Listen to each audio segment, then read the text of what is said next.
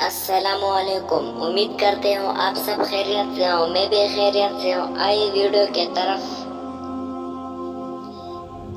حضور صلی اللہ علیہ وسلم نے فرمایا، 5 وقت نماز پڑھنے والوں کے لیے 5 انعامات، رزق کی تنگی دور کر دی جائے گی، عذاب قبر سے محفوظ ہو جائے گے، نام اعمال دائیں ہاتھ میں دیا جائے گا، پل صراط سے بجلی کی تیزی سے گزر جائے گا، بغیر حساب کے جنت میں داخل کر دیا جائے گا۔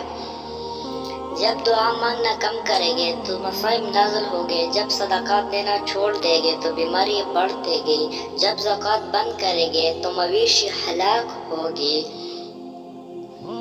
جب بادشاہ ظلم کریں گے تو بارشیں روک لے جائیں گے، جب زنا عام ہو جائے گا تو اچانک موت بڑھ جائے گا، جب ریاکاری بڑھ جائے گی تو زلزلے بکثرت آئے گے، جب عہدہ شکنی کرے گے تو اللہ انہیں قتل کے ذریعے آزمائے گا۔